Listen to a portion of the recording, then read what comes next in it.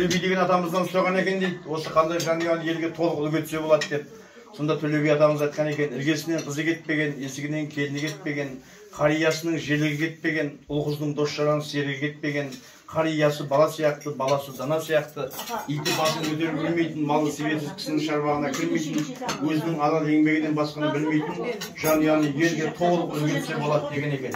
Сол сияқты мінекей іргеліде 1000 жылдық құда болып жатқан Толыбай ағамыз да сондай жан. Өзі өлген ұл-қыздың әкесі елге беделді. Қазір енді кішкентай мынау денсаулық ұстар беріп не қылып жүр, болмаса біздің ұстазымыз болған кезінде өзі айтысқа қалай қатынасқан адам бұл. Барын жасырып жүреді бұлар. Шын құрбан ішке сақтайды дейді ғой. Енді бүгін өтінішілік көреміз енді.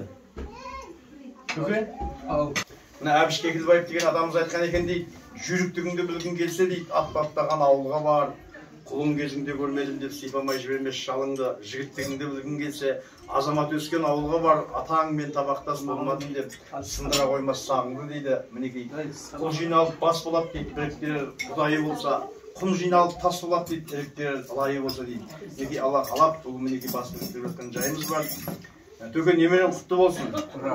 Мынау өмір деген нәрсенің өзі ол қыздың қуанышы, немеренің сүйіншімен өсеміз, сонымен жасарып отырамыз. Қадамдарыңызға нұр жаусын, әлемді көздеу құдаларымыздан бір ақ тілек естісек, бізге ақ тілек кезектен енді ағалар бастайтын шығар. Тәтеміз бастай ма?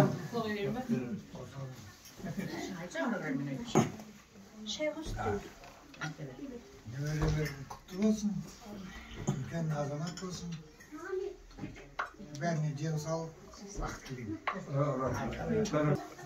Сіздердің ауылдарыңызға тағы жақсылыққа келіп отырмыз. Ләйім тек қана осы сіздердің отбасыларыңызға, әулеттеріңізге жақсылыққа келейік. Бүгін Құдеке немерелі болып отырсыз. Әлгі бұрынғыларыңыз сағыз болса, мынау нағызыңыз ғой енді өзіңізді. Иә, сіз үшін өте қуаныштымын. Сонымен дүниеге келген немереңіздің артынан есе берсін. Солардың қызығына тоймаңыз, соларды әлі жеткізіңіз. Надия Құдағи екеуіңіз сондай жақсы өмірге, жақсы ниетке өздеріңіз сондайды көруге тиісті адамдарсыздар. Қаншама алтындай ұл қыз асырап отырсыз.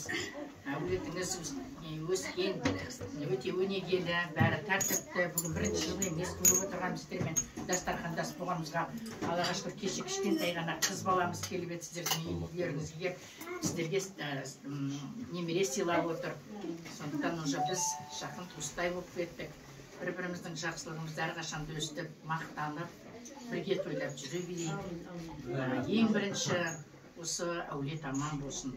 Онан кейінгі осы әулеттегі біздің құдамыз бен құдағиымыз ары қарай соның қасындағы жүрген сіздер аман болыңыздар. Мына ағалары, тәтелері, әпкелері, осы қоршап қолдап жүрген кісілердің барлығына денсаулық тілеймін. Жақсылық бәрімізге ортақ, енді бірақ көбірек сіздердікі ғой. Сондықтан сол немеренің артынан Құдеке сізге көп есе берсін, ағыздарыңыз көп болсын, есімдерін ұмытып, шатасып, шапқылап жүре беріңіз. Дастархандарыңыз тек қана жақсылыққа жайылсын, сіз бізімізді ешқашанда таусылмасын, осындай өмірдегі жақсылықтарымызды бірге тойлап, бала өмірінің жалғасы деген мінекей осы арғарай жалғасы батсыз, сіздің өміріңіз де арғарай ұзарады, әлі сіз немерен жетектеуіңіз керек.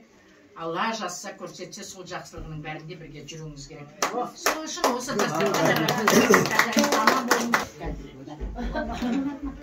кім Тания алдырып қойыңдар?